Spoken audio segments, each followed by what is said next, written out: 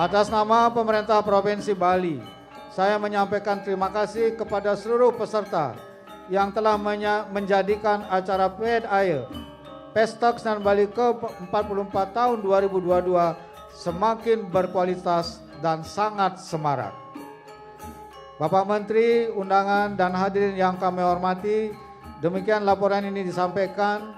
Selanjutnya, kami memohon kepada Bapak Menteri Dalam Negeri berkenan memberi sambutan sekaligus membuka secara resmi Pesta Kesenian Bali ke-44 tahun 2022 ini.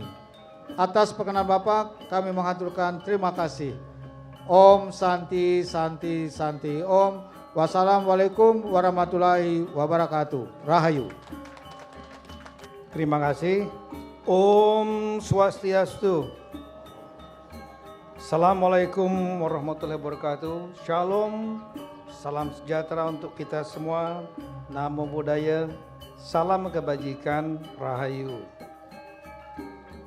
Pertama-tama saya menyampaikan permohonan maaf dari Bapak Presiden, Bapak Wakil Presiden yang sedianya berkenan untuk hadir, namun karena ada tugas-tugas negara yang penting, sehingga beliau memerintahkan kepada saya untuk mewakili membuka acara yang sangat penting ini, yaitu Pesta Kesenian Bali yang ke-44 tahun 2022. Setelah lebih kurang kita 2 tahun terdampak pandemi, kita tahu bahwa tahun 2020 dilaksanakan secara online, tahun 2021 secara hybrid, dan hari ini Bapak Presiden, Wakil Presiden menyampaikan apresiasi yang tinggi kepada Bapak Gubernur dan ke semua pihak sehingga dapat terlaksananya acara secara langsung fisik masif tahun 2022.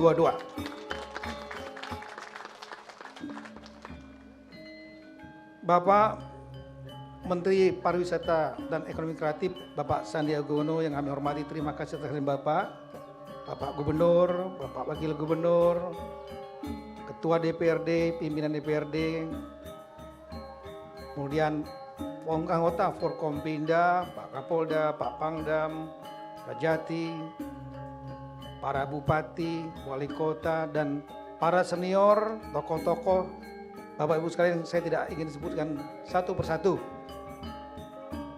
Apresiasi yang sangat tinggi pada kita semua, karena acara ini hanya dapat berlangsung ketika kita cukup confident bahwa pandemi COVID-19 sudah relatif terkendali di Bali. Saya secara pribadi sebagai Menteri Dalam Negeri yang ikut dalam Satgas penanganan pandemi COVID selalu melihat dan kemudian mendampingi Bali, karena salah satu dampak yang paling terdampak di Indonesia adalah Bali, karena banyak revenue yang berasal dari sektor pariwisata, dan sektor pariwisata merupakan salah satu yang terpukul. Kita melihat bagaimana tahun 2020 turis-turis yang kurang, hotel yang sepi dan lain-lain, restoran, kita semua merasakan itu. Tapi berkat kerja keras Bapak Gubernur dan seluruh tokoh, seluruh stakeholder di Bali, sehingga akhirnya pandemi COVID dapat terkendali dengan baik. Itu ditandai dengan misalnya dengan vaksinasi. Vaksinasi di Bali adalah salah satu vaksinasi yang tercepat di Indonesia. Sampai saya minta daerah-daerah lain untuk belajar ke Bali. Kenapa? Ada sistem Banjar. Semua berbasis Banjar. Sehingga vaksinasi tahap sama, tahap kedua sangat cepat. Dan bahkan beliau membuat survei serologi antibody. Ternyata tingkat antibody masyarakat Bali sudah tinggi lebih dari 90%. Kalau ada kasus, ada, tapi relatif terkendali. Low case doesn't mean no case. Oleh karena itu tetap waspada. Dan saya menyampaikan apresiasi juga kepada Bapak Gubernur, karena disiplin protokol masih tetap, terutama pemakaian masker masih, kita lihat terutama di tempat-tempat yang rawan. Kemudian vaksinasi booster ketiga yang menjadi target pemerintah tertinggi adalah Bali 70%. Nah ini mudah-mudahan bisa membuat semua aktivitas menjadi kembali seperti sebelum pandemi. Dan Pesta Kesenian Bali yang ke-24 tahun 2022 ini merupakan monumen penting untuk kembalinya ekonomi dan pariwisata Bali. Kita tahu bahwa Bali kaya dengan seninya, bertahan lama. Acara Pesta Kesenian inilah yang ke-44, 4 dasawarsa, menghasilkan kelestarian budaya, para seniman bahkan menjadi maestro yang bukan hanya bermain di tingkat lokal, nasional, bahkan maestro internasional. Oleh karena itu, atas nama Bapak Presiden kami menyampaikan penghargaan yang tinggi kepada sekali lagi Gubernur dan semua pihak yang telah berani dan sekaligus mudah-mudahan sukses melaksanakan acara ini. Pada tahun ini temanya adalah mengenai air. Danu Kerti, Huluning Amrita, memuliakan air sebagai sumber kehidupan. Saya pikir tema yang tepat karena air memang adalah sumber kehidupan kita. Di dalam tubuh kita sendiri, individu kita, penelitian mengatakan 55% wanita itu terdiri dari air. Laki-laki, ini laki-laki, itu 60%. Saya juga bingung kenapa kok beda laki-laki perempuan. Katanya menurut penelitian karena wanita lebih banyak lemaknya daripada laki-laki gitu. Artinya kalau nggak ada air, ya kita wafat gitu. Nah kemudian air juga, saya kira kita semua paham, kalau nggak ada air nggak hidup kita. Untuk tanaman dan untuk kehidupan binatang dan lain-lain semua memerlukan air. Kita perlu air. Tapi sebaliknya kalau kita salah treatment kepada air, ini juga bisa menjadi sumber bencana. Air yang kotor itu akan membuat jadi sumber penyakit. Salah treatment air menjadi bencana yang luar biasa.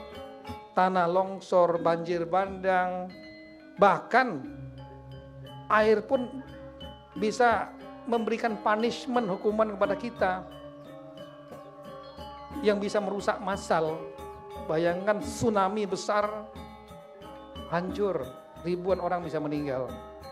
Oleh karena itu, memuliakan air sebagai sumber kehidupan sekaligus juga agar menjadi kawan dan tidak menjadi bencana, ini perlu kita terus dengungkan. Dan pada Pesta Kesenian Bali ini, saya paham bahwa para maestro, para seniman Bali berupaya merangkai semua kreativitasnya dalam rangka untuk memuliakan air. Kemudian Bapak Ibu sekalian, kita juga menyampaikan apresiasi karena Pesta Kesenian Bali tidak hanya diisi oleh seni-seni dari Bali. Bali adalah Indonesia dan Indonesia adalah Bali. Maksudnya apa? Bali adalah bagian dari Indonesia. Tapi Indonesia tanpa Bali menjadi hampa. Kenapa? Karena seni yang luar biasa. Sumber revenue, pemasukan. Kalau ada istilah ibu kota politik ekonomi Jakarta, dan kalau nanti IKN, ibu kota negara nanti pindah ke Kalimantan, kita optimis setelah ini berlangsung, maka Jakarta menjadi ibu kota ekonomi, IKN di Kalimantan menjadi ibu kota politik, maka ibu kota turisme pariwisata adalah Bali. Oleh karena itu, tanpa memperpanjang, saat ini sedang berlangsung pembahasan di DPR mengenai sejumlah undang-undang provinsi. Salah satunya undang-undang provinsi Bali. Karena undang-undang yang lama itu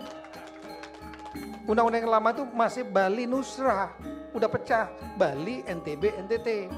Harus dibuat undang-undang sendiri-sendiri.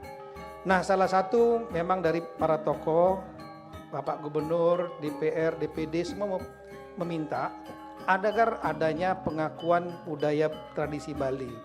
Pada kesempatan yang baik ini, sebentar lagi ada pembahasan. Saya selaku Menteri Dalam Negeri yang diperintahkan oleh Bapak Presiden mewakili pemerintah untuk membahas undang-undang ini, akan memperjuangkan pasal khusus untuk pengakuan budaya, tradisi, dan seni Bali. Ini penting supaya apa? Supaya budaya, tradisi, dan seni di Bali dapat terlindungi dari arus modernisasi, termasuk kebijakan-kebijakan pusat yang mungkin dapat menggerus budaya, seni, dan tradisi Bali. Akhirnya, sekali lagi atas nama Bapak Presiden, Bapak Wakil Presiden, saya dengan Bapak Menparkerap, Bapak Sandiaga Uno merasa bangga untuk hadir di sini. Dan atas berkat Tuhan Yang Maha Esa, Sang Hyang Widiwasa, saya membuka secara resmi Pesta Kesenian Bali ke-44 tahun 2022. Terima kasih, matur suksma. Om Santi Santi Santi Om. Assalamualaikum warahmatullahi wabarakatuh.